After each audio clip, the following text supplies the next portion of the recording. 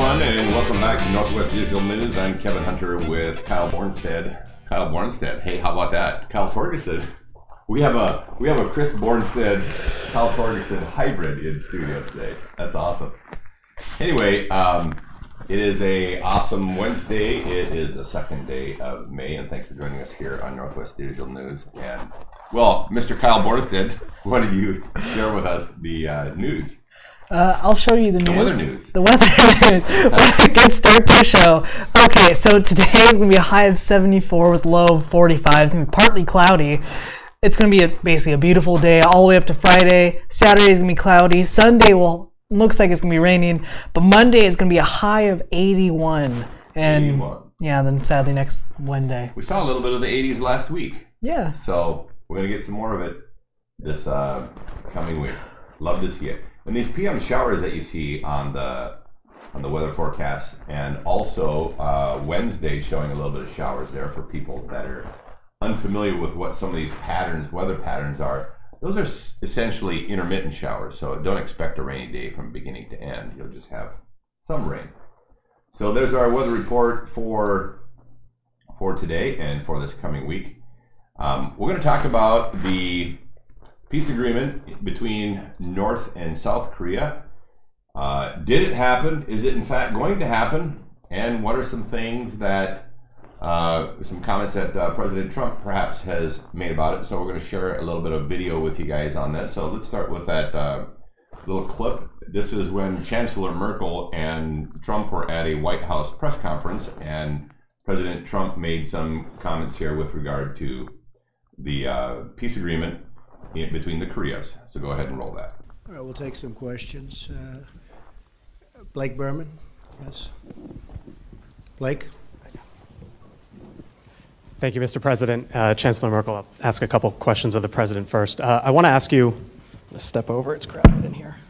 I want to ask you about a couple comments that you made in the Oval Office earlier, in which you said about North Korea that they've played the U.S. in the past like a fiddle, but that's not going to happen to us. Do you, as it relates to hopefully getting peace on the Korean Peninsula, denuclearization of the Korean Peninsula, do you feel as if you need to be the closer in that deal? Do you want to be the closer in that deal? Or do you think that's something that is shared by all of the major stakeholders, all of the world leaders within that region? And secondly, indulge us if you might, you said that the relationship with North Korea has been strong, or one of the words you used. Have you spoken with Kim Jong-un himself, or do you plan on speaking with him? I don't want to comment on that. Do you plan on speaking with him before? We have a very good working relationship. We're setting up a meeting. Things have changed very radically from a few months ago. You know, the name calling and a lot of other things. We get a kick every once in a while out of the fact that I'll be watching people that failed so badly over the last 25 years explaining to me how to make a deal with North Korea. I get a big kick out of that.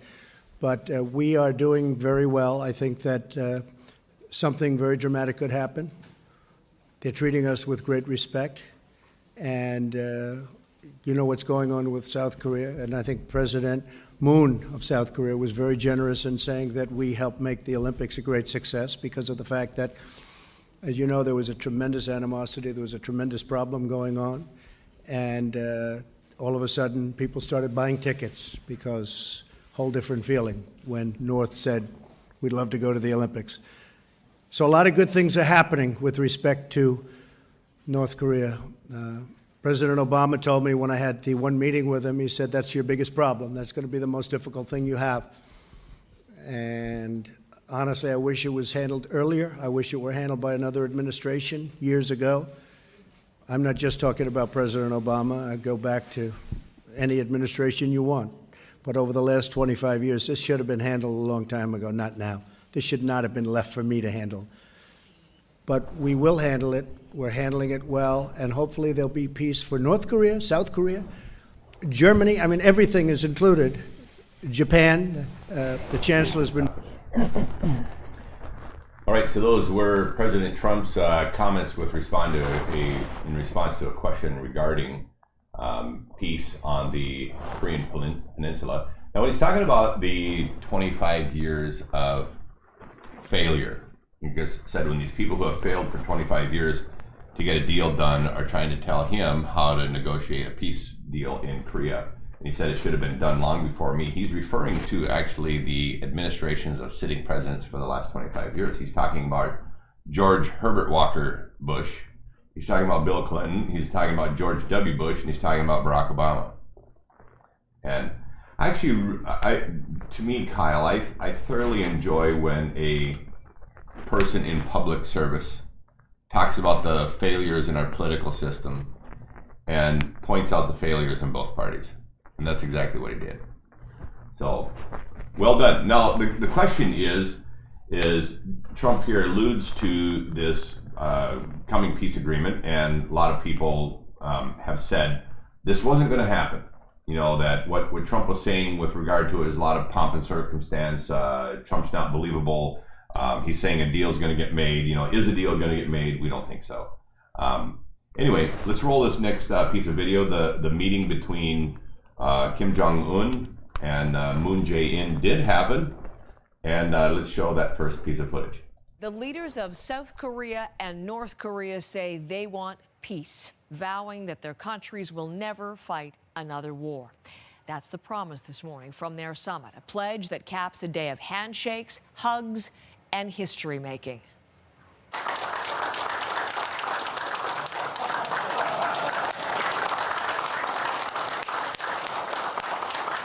Now, this is video just coming into us this morning. South Korea's Moon Jae-in on the right, North Korea's Kim Jong-un on the left, raising their hands over their heads in celebration, hugging, all capping a day of talks, weighted with expectations and carrying a lot of heavy symbolism. Here's the first and the biggest of the many choreographed moments between the two leaders.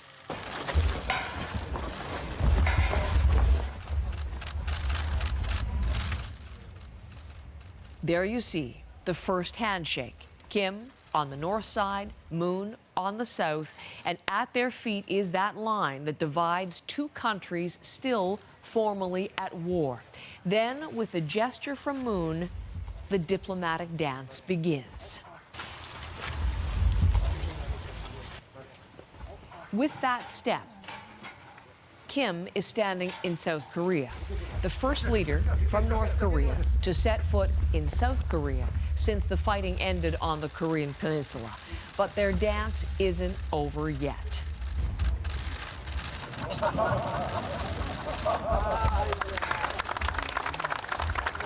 There's Moon accepting Kim's invitation to step onto the North Korean side. It has all the appearances of an unexpected move. The two leaders are smiling and exchanging small talk like they're old friends, but bearing in mind this is their first face-to-face meeting.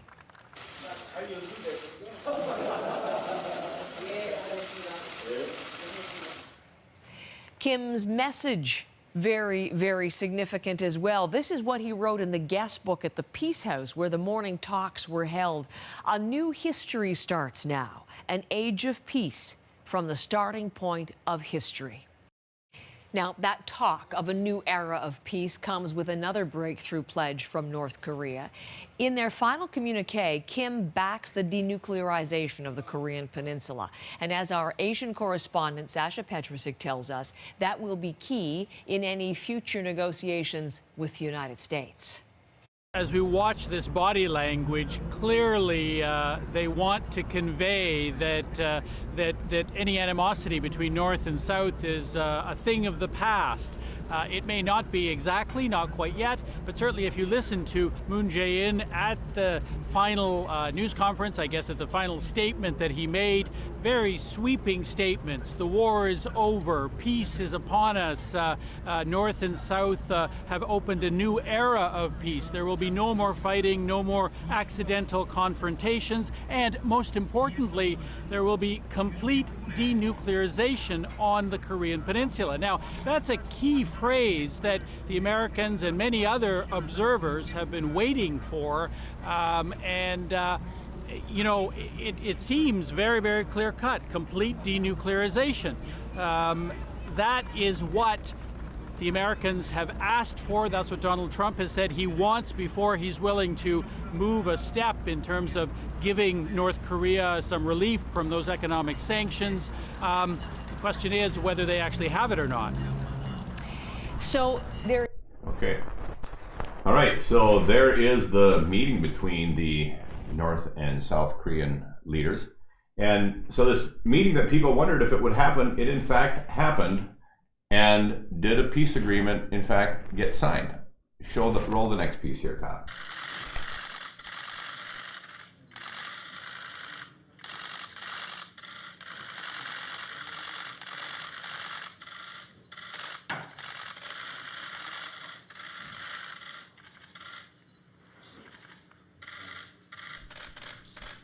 So this is the actual signing. There isn't any coverage on this particular clip from the speakers, but this was the signing of the peace agreement that took place there between North and South Korea. Very historic. I think a lot of people would never, nobody would have ever predicted that this would happen, especially when you back up a few months and you listen to all the rhetoric that was going on in mainstream media here locally. Nobody ever believed that this would actually happen, the signing of a peace agreement between North and South Korea. And you think back to the Korean War back in the 50s. It's been a long, long time since we've seen peace in this area of the world. And as the reporter mentioned there on CBC, that it is a denuclearization of the Korean Peninsula. And so a fantastic step. And it was actually quite humorous a little bit for me, Kyle, watching the evening news of some of the major news networks and listening to some of these journalists who for a long time have been criticizing President Trump with regard to his role in furthering peace in Korea, and them choking to get the words out to say President Trump actually deserves a lot of credit. They almost couldn't even say it. It was painful watching them trip over themselves, trying to do everything to not say that the president deserved a huge piece of credit for this. But you know what? When you think about, there's reference there in these clips to the economic sanctions. Economic sanctions, when they're done properly, can be very, very effective. And you know, we shared a story here some time ago on Northwest Digital News about that small little crust of society that is the upper crust, that 1%, the Danju, and their luxury are simply all the things that we have reason to be thankful for in our everyday lives here as just average Americans. So anyway, the peace agreement did in fact happen. You saw the signing of it. That is historic news and fantastic news for anybody who has interest in peace around the world and safety as it pertains here even to our own country. You better believe that Kim Jong-un, part of his idea around developing a nuclear program and nuclear testing was not only intimidation of his neighbor to the south, being South Korea, but others on the Asian peninsula, but he definitely had eyes on the United States as well. And so it's a huge victory for world peace and a huge victory for peace here in the United States. Now, the peace agreement they signed, was that not only a peace agreement between the two countries, but was it also denuclearization? Was that thrown in as well? It's the beginning of, yeah, Trump specified that that has to be part of the deal in order for the economic sanctions to be lifted. And so we'll learn more about the specific details of what's in the peace agreement, but a huge step forward. And if denuclearization isn't already a component of that, of what's happening there now, it will definitely be a step of that whole piece. So anyway, great news. Another story that we wanted to share with you here today, this actually kind of ties into our everyday lives here in America. We're talking about this 1% in Korea that actually lives I can't even call it a normal American life, but this 1% that lives a life anywhere close to an American, because you have to remember that Americans have a zillion more liberties than even the top 1% do in North Korea. But this is the group of people that are exempt from the $10, the comparable to $10 US per month living that the other 99% of the country has. And so you think of all the different things that we have to be thankful for in this country. There was a Golden Buzzer song that was recently featured on America's Got Talent. Well, actually, it was not on America's Got Talent. I think it was on, is it on Britain's Got Talent? Yeah. Britain's Got Talent. So it was featured on Britain's Got Talent. We want to play that for you because it's an exceptional song sung by a father and son, Jack and Tim. Go ahead and roll the video. Before I hit play, I just want to say hello to Breezik on Twitch. And also, welcome back a couple Morning Joe.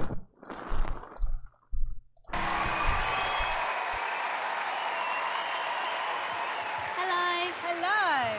How are you? Good, you? Very well, thank you. What's your name? I'm Jack. Nice to meet you, Jack. I'm Dad, I'm Tim. Hi, Dad, Tim. Oh, aren't you adorable? Where are you guys from? We're from Norfolk, Norwich. How old are you, Jack? I'm 12. 12. And how long have you been singing with Dad? Since I was about 5. Really? And Tim, is this what you do for a living? I play, I'm a full-time dad, really, to Jack, Lily, and Gabrielle and Kimberly. Hi. Are you feeling nervous? A little bit, but I'm really excited. Do you think you could win this? It's my favourite thing to watch on TV, so it would be absolutely incredible to win. Good answer. Do you have a favourite judge? I like Simon especially because I like watching his best insults. They're good, aren't they? They're really good. They're funny. Okay. Probably not best to answer that question again. Can I ask a question? Yes. What's the song? This is a song called The Lucky Ones. Jack and I write together, and this is one of ours. Okay, can you tell me what it's about? It's, we kind of, we've all had family losses and things like that, and as a father and son, it's a kind of father-son song, family song. It's about us. It's about being how so lucky we are to have what we have. Oh, well, you seem adorable, and we wish you guys the best of luck. Thank you.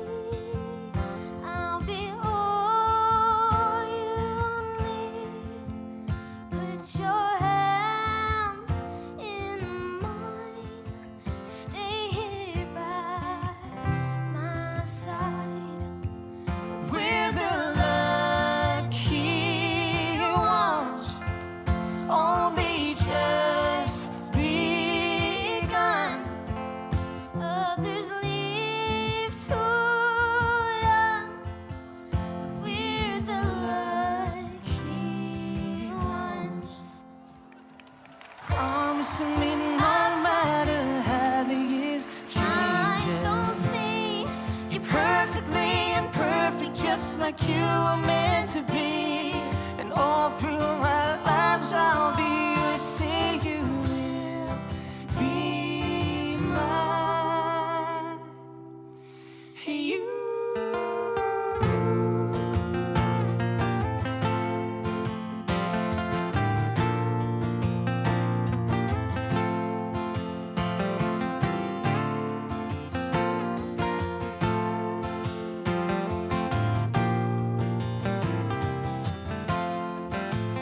We're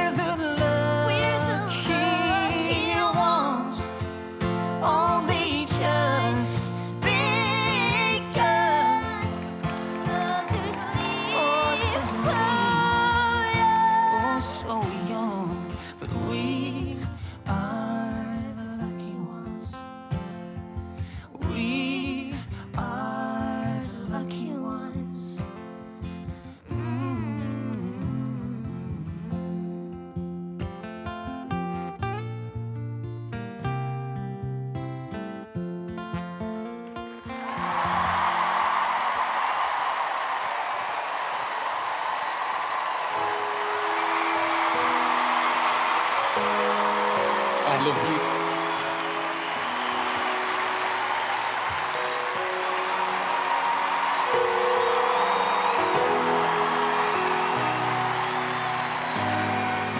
Thank you.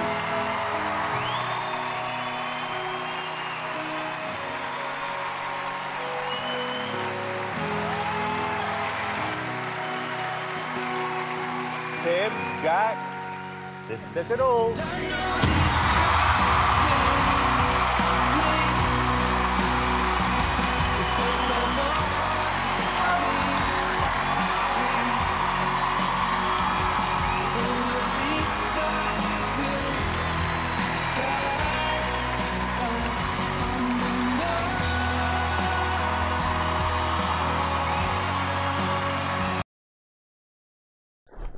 All right, so we're the lucky ones. I'll tell you what, living here in the United States, are we the lucky ones? Well, one of the things we're going to talk about on Roundtable Friday, and I hope our viewing audience will chime in and share some of the things that they feel thankful for and what you feel lucky for living here in the United States. Because, you know, there's a lot of negative vitriol that we hear in the news and whining and complaining from everywhere around the country. And I think about how thankful I am to be here in the States, to have the family that I do, to have the friends around me that I do, and the opportunity to do the things that I do here in this country, and wouldn't be possible anywhere else. So we are indeed the lucky ones, and thanks to Jack and Tim for that great rendition, a song they wrote. So looking forward to seeing them in the live shows. By the way, for people who are unfamiliar, when you get the golden buzzer on whether it's America's Got Talent or Britain's Got Talent, doesn't matter where you are around the world, when you get the golden buzzer, you go straight through to the live shows. And the live shows are the shows that the audience votes on. So that's a huge compliment to how good the judges think the talent was, and this song, because there are weeks of anxiety for all these performers that are left in the middle, who, even if you get 4 yeses, you go through these levels of competition, and people keep getting eliminated, and based on how many people go through to the live shows determines how many artists who even get up to 4 yeses will make it through to actually have an opportunity to be in that live show. So when great talent comes along, they start filling up the slate right out of the gate. So anyway, I hope you enjoyed that song by Jack and Tim. So Kyle, you have a subject you wanted to talk about here on the show today that, for some people, while the first story was heartwarming, this might be skin crawling. So, as you guys know, I love insects, spiders, just arachnids, all of it. I love insects. I don't know why. I'm weird, but I just like it. Well, on my news feed on Facebook, the oldest spider ever recorded, and it's not really in captivity, is in a sanctuary, and they marked it, just passed away at an age of 43 years. A trapdoor spider that lived for 43 years. Now, while Kyle here is mourning the death of this spider, there has to be a really big portion of the population who's applauding the death of the spider.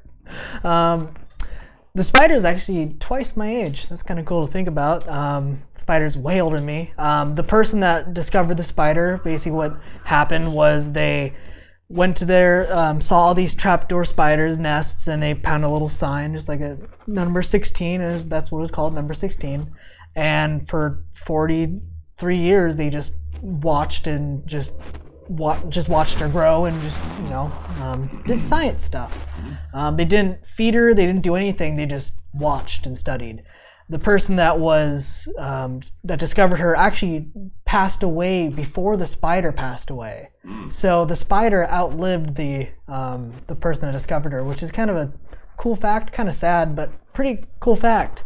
This video actually has a lot more information, so let me just play that. The world's oldest known spider has died at the age of 43. Australian scientists confirmed the death of the female trapdoor tarantula known as number 16. She lived in Western Australia's centre wheat belt region, according to Agence France Presse. But number 16's demise wasn't the product of old age, rather a wasp sting. Before number 16, the previous record holder was a tarantula in Mexico, which lived 28 years. Trapdoor spiders typically live between 5 and 20 years. Number 16 was discovered in 1974 and had been monitored by researchers ever since. Curtin University's lead author in the study of the spider tells The Telegraph the team is, quote, really miserable, hoping the spider could have made it to 50 years old.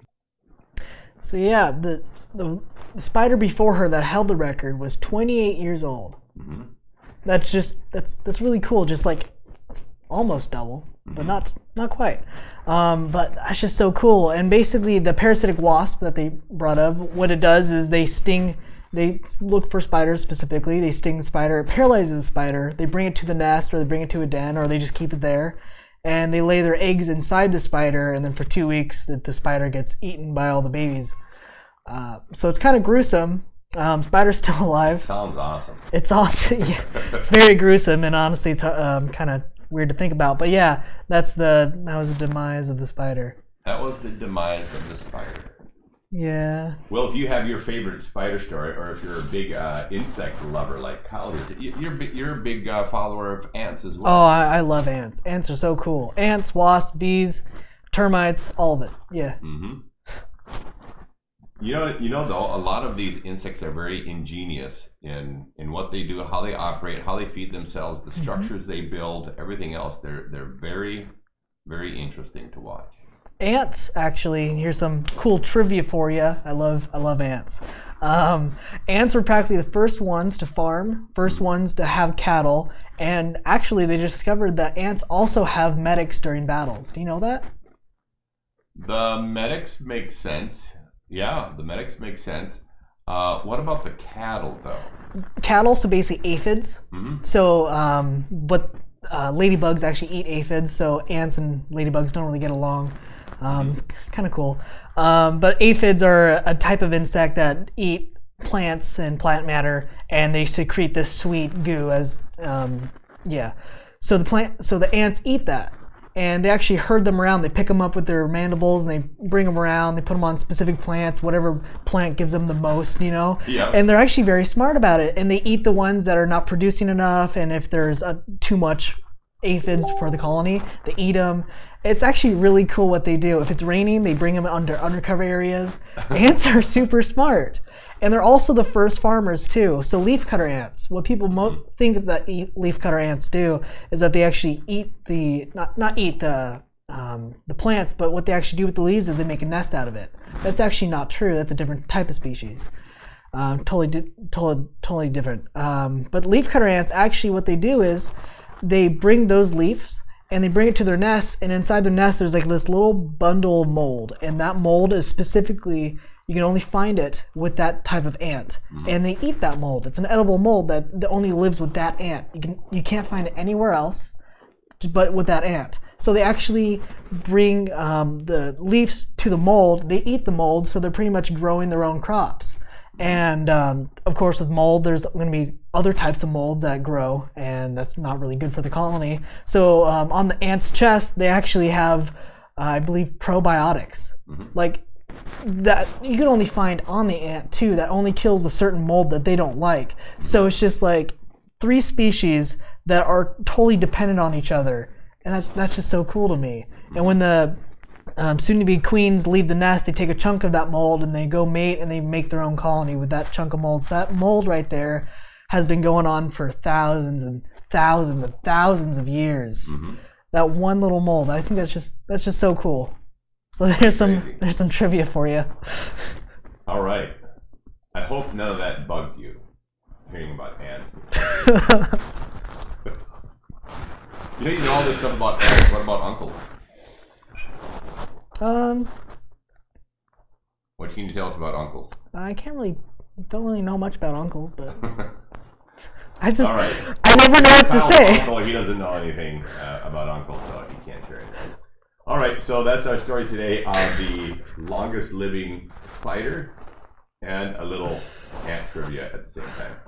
We have some local news to share with you as well. Coming up on Saturday is the Artisan Market up on Wool Road. We hope you go up there. There's going to be plants and baked goods for sale there starting at 9 o'clock in the morning till 1 in the afternoon. That is this Saturday, May 5th. And there's also a concert going on May up on Mount Hood. So tell them about the Jazz Festival. So if you're a big fan of jazz like me, or just want to support Kelso High School or any high school that's actually performing at Mount Hood on May 5th, you can go check them out, support them. This is their 40th year doing it, so it's going to be like a big celebration. It's pretty cool. They're having a special guest. He's from New York. He's a trumpet player, and he's a lot of professional jazz players are saying he's like the best trumpet player of our era. So that's actually really exciting to know that he's actually going to come down and play and actually give a little class, I forgot what it's called, a little class about like, what do professionals think about jazz? Like, let me give you some tips from me. So all these kids from high schools. Sounds like he's going to be tooting his own horn. I never know what to say to you. But basically he's going there and he's going to teach some kids and he's going to perform and it's going to be great. Not only will there be big bands, there also will be combos that all high school, and they'll either be performing for ratings or comments. So it's a big learning experience, bunch of fun. I'm really excited to go. So support Kelso High School, support your school in your area, but also support Kelso High School. And yeah, honestly, I'm really excited. It's Saturday, May 5th at 8 a.m. to 6 p.m. at Mount Hood Community College. Very good. So if you enjoyed that little marketing message, Kyle trumpeting up this jazz festival, make sure you go out there and check that out. If you're staying here local and you'd like some absolutely amazing baked goods and plants, all that kind of good stuff, go to Artisan Market up on Wool Road, west of Longview. The other event I want to make sure we plug as well is, if you haven't put it on your calendar, make sure you do. A fantastic event. It's Friday, Saturday, Sunday, June 22, 23, 24. It is the Rusty Scuppers event. And do we have a short little piece that we can put on the screen here to share with people on what Rusty Scuppers is all about? Yes, we do. Yeah, but Kyle has some video coming. This is actually a family-friendly event. It gets bigger every single year. In addition to these mini brig pirate battles that happen in the harbor, there's cannon battles that happen there. There's pirate costume contests. There's bands that come from all over the place. It's Friday, Saturday, Sunday, and I learned also now that there is a historic ship that's coming to the Westport for this year's event, and it's one of the historic pirate ships. It will be there in dock, and people will be able to tour that ship. So play this short little video on Rusty Scuppers Pirate Days coming up.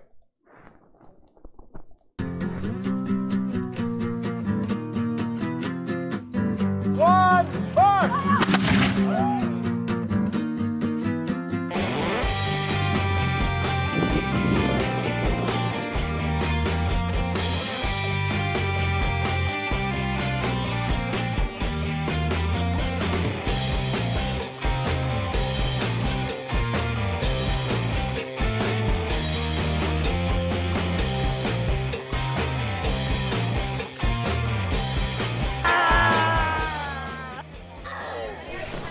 There's Jackie.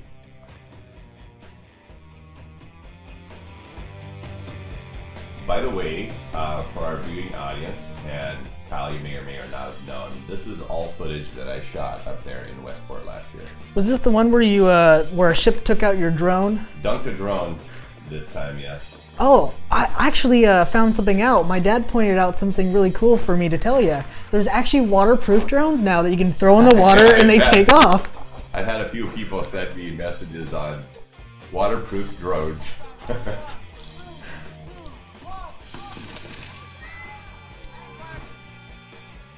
Just seeing this footage, I can't wait to get back up there in June. And Kyle is going to be on a cruise, so he's gonna miss all this. But your dad can make it, obviously, and mom, and anybody else, you know. So again, for this year, this is going to be on June 22nd, 23rd, and 24th. If we get to this shortly, there's a little clip here about pirate booty. You know how the pirates always talk about that, people associated with pirates. So are they talking about like the snacks, pirate booty? Like, you know, gold and silver and all this other kind of stuff. Well, I mean, that works too. Here's Larry Alexander in this picture right here. Larry and Ken Manny.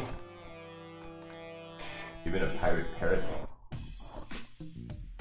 But there were thousands of people that showed up to this event. And these pirate judges who judged the costume contest, look at the outfits these guys are in. Alright, let's see who's going to be the best scallywag of all.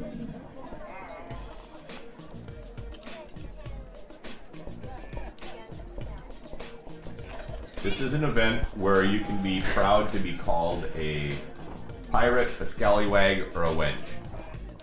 And everybody proudly wears one of those three titles. His name's Foley too. You doing a good job? No.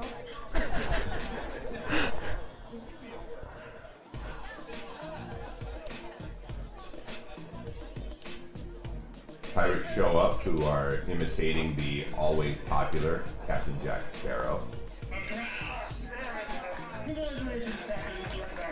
This is the guy who won the men's division here.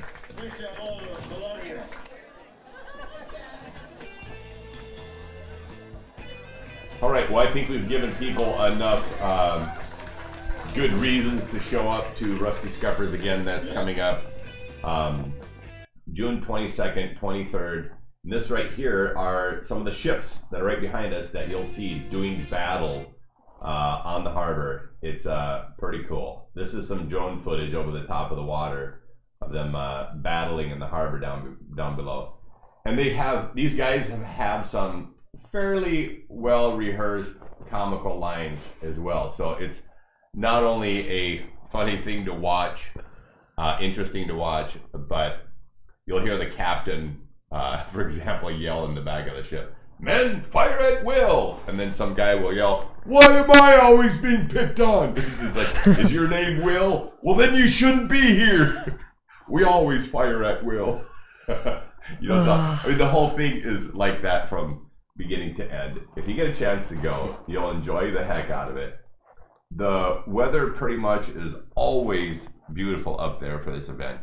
And we're guaranteeing, because Kyle here is the one who predicts the weather, we're guaranteeing beautiful weather like you see here in this video. Again, for June 22nd, 23rd, 24th. Make sure you make it up there to see Rusty Scuppers and the pirate event. And you can either choose to come in costume or not. Bring all your family. Just come have a great time. Hey, if you like pirate stuff or thinking about, you know, potentially getting a pirate costume or anything like that, I mean, there's hundreds of vendors there that have every kind of imaginable pirate get up you can think of. Well, that's going to wrap up our show here on Northwest Edition News. Kyle has one more thing you wanted to share. If you like what we're doing here, we do have a Patreon. Yep. You can find us on Patreon at Northwest Digital News. I will also post the link in the comments. But if you like what we're doing, want to support us, it really helps us a lot. You can find us on Patreon, and you can, we post content on here that's strictly just for Patreon. So there's videos that you might not find on Facebook or YouTube or Twitch. You can find on Patreon, and it's pretty cool. Absolutely. All right. Well, thanks again for joining us here on Northwest Digital News. I'm Kevin Hunter. That's Kyle Torgerson, even though I said he was Kyle Bornstead when we got started. But, you know, hey, we just, I guess we missed Chris Bornstead when he is not available on the show. He had some medical stuff to take care of this week, Monday and Wednesday. But he'll be back here for Roundtable Friday. We look forward to seeing you then. Again, thanks for joining us. Till next time.